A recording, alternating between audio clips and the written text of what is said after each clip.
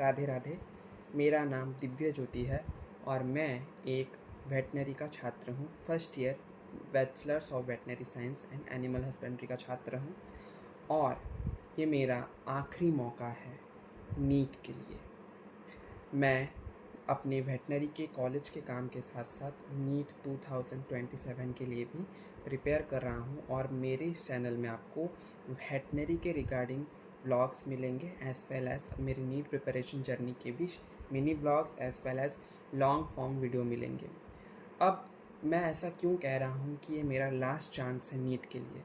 ये मैं इसलिए कह रहा हूँ कि मेरी यह जर्नी है कि मैं एक बहुत ही बिलो एवरेज स्टूडेंट हुआ करता था, बहुत ही बिलो एवरेज स्टूडेंट हुआ करता था। पर बहुत सारे ऐसे सर्कमस्टेंसेस हुए हैं मेरी लाइफ में जिन्होंने मुझे रियलाइज़ करवाया है कि मुझे एक ही चीज़ हर स्ट्रगल से निकाल सकती है और वो है एजुकेशन। 10th क्लास से ही मैंने अपने आप को बहुत ज़्यादा एफ़र्ट दी है एज़ ए एवरेज स्टूडेंट ताकि मैं अच्छे से अच्छे मार्क्स रख सकूं। मैंने 10th क्लास से ये जर्नी शुरू की है। मेरे 10 क्लास मैंने सीबीएसई बोर्ड से पास किए हैं और मेरे 95% आए थे 10th क्लास में। फॉलोड बाय मैंने एक सिटी चेंज किया और एक नए स्कूल में एडमिशन लिया।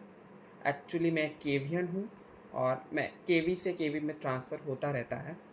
तो मैंने 11th और 12th और एक केवी से किया था जिसमें मैंने 12th क्लास में मैंने 91% रखे थे।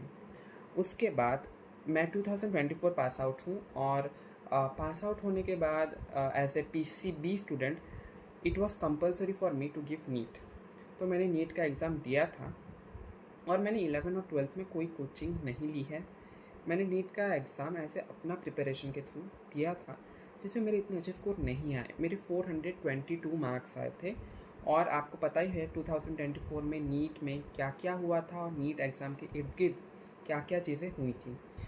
तो कहीं ना कहीं मेरे अंदर एक डर बैठ गया कि ना ही मैंने कभी कोचिंग लिया है और ना ही मैंने कभी कोई प्लान बी के बारे में सोच के रखा है। तो मैं करूँगा क्या अगर मेरा अगले साल भी ड्रॉप लेने के बाद नीट नहीं हुआ तो मैंने अपना स्टेट का एक एग्ज़ाम दिया। हमारी एक बहुत फेमस यूनिवर्सिटी है उसका एग्ज़ाम दिया और लकीली वहाँ पे दो कोर्सेस मिलते हैं। बैचलर्स इन वेटनरी साइंस जिसमें हम एनिमल डॉक्टर्स बन सकते हैं, वेटनरी डॉक्टर्स बन सकते हैं and agriculture is the second most preferred course. तो मुझे वेटनरी का कोर्स चाहिए था क्योंकि कहीं ना कहीं अगर मैंने सोचा था अगर मेरा कभी एमबीबीएस नहीं हुआ तो मैं वेटनरी की तरफ इंक्लाइन करूँगा। पर उस साल मेरे जो मार्क्स थे और मेरी जो रैंक थी उसमें वेटनरी कॉलेज के सारे सीट्स फिलअप हो चुके थे।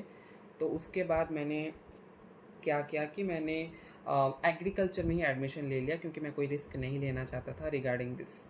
उसके बाद एग्रीकल्चर में कहीं ना कहीं अपने इस नीट के डर के वजह से मैं एग्रीकल्चर में अपने आप को सेटल मान लिया। मतलब मैंने मान लिया कि मैं और कोई प्रिपरेशन किसी भी चीज़ का नहीं करूँगा। पर कहीं ना कहीं मेरे अंदर ये था कि एमबीबीएस की बात तब भी मेरे अंदर बिल्कुल नहीं थी। मेरे अंदर ये कहीं ना कहीं ये था कि मुझे वेटनरी डॉक्टर तो एटलीस्ट बनना ही है क्योंकि हमारे ड्रीम्स के लिए भले ही उन्हें पाने में थोड़ा टाइम लगे पर हमें कभी होप्स नहीं छोड़नी चाहिए। तो मैंने और एक बार 6 मंथ्स थे मेरा एग्रीकल्चर ख़त्म होने को, तब मैंने और एक बार प्रिपरेशन स्टार्ट किया था वेटनरी के लिए और लकीली मेरा नेक्स्ट ईयर दैट इज़ 2025 में वेटनरी हो गया। वेटनरी होने के बाद मैं काफ़ी खुश था और कहीं ना कहीं मेरे को ऐसा लगा था कि हाँ मेरा एक ड्रीम कंप्लीट हो गया। पर जनरली हम देखते हैं कितने सारी स्टोरीज़ होती हैं कि एमबीबीएस का ड्रीम ही अपना लोग 5 ड्रॉप 6 ड्रॉप लेके कंप्लीट करते हैं अपना ड्रीम को।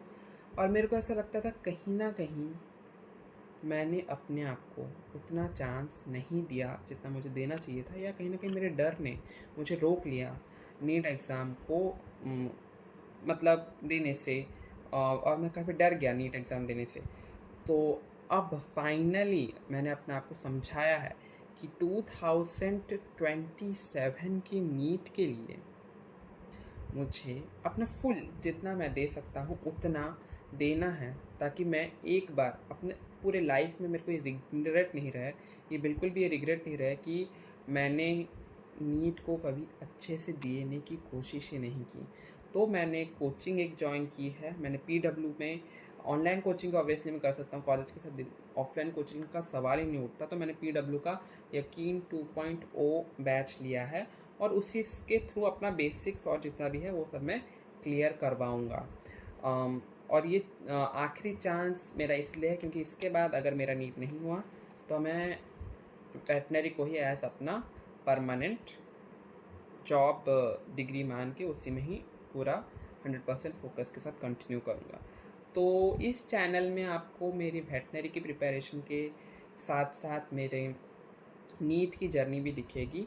करेंटली अभी जून चल रहा है और वह नीट का एग्ज़ाम इस बार तो CBT मोड में होगा, नीट 2027। तो मैं उसके लिए प्रिपरेशन कहीं ना कहीं अगस्त से ही स्टार्ट कर पाऊँगा क्योंकि जुलाई में मेरा वेटनरी का फाइनल एग्ज़ाम है। और वेटनरी एक बहुत ही ज़्यादा डिमांडिंग डिग्री है जिसमें हमें कम्प्लीटली अपना टाइम देना ही पड़ता है, वरना हम एग्ज़ाम्स क्लियर नहीं कर पाएंगे क्योंकि वो भी एक डॉक्टरेट डिग्री है।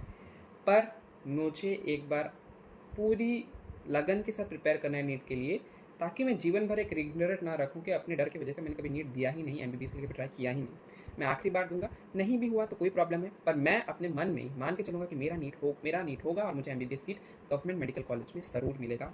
उसके लिए मैंने वापस से सारे मटेरियल्स इकट्ठा करने शुरू कर दिए हैं, अपने पुराने नोट्स, अपने सारे NCERT बुक्स और रेफरेंस बुक्स सब मैंने वापस से निकाल के रखा है ताकि मैं प्रिपरेशन स्टार्ट करूँ। और काफ़ी बार अभी तो NCERT चेंज भी हुआ है, तो मैंने न्यू NCERT भी परचेज कर लिया है regarding my preparation. So please give me support. और आप देख सकते हैं मेरे इस चैनल में कि how I manage my veterinary life and as well as my NEET preparation, because दोनों ही बहुत डिफिकल्ट है, पर there's we have to find a balance. एक बैलेंस तो मुझे ढूंढना ही पड़ेगा ताकि मैं दोनों को साथ लेके जा पाऊँ। और मेरे so please subscribe to my channel and give as much as love you can. और तब तक के लिए बाय, मिलते हैं नेक्स्ट व्लॉग में जिसमें आप देख पाएंगे कि मैं अपनी कॉलेज लाइफ कैसे जीता हूँ और नीट के लिए भी मेरी क्या क्या तैयारियाँ हैं, मेरा स्टडी टेबल और मैं कैसे प्रिपेयर करता हूँ, मेरा टाइम टेबल क्या है, वो सब आप देख पाएंगे इस चैनल में। So subscribe. तब तक के लिए bye, have a nice day and prepare well to all the aspirants who are preparing for NEET. Thank you. Radhe Radhe.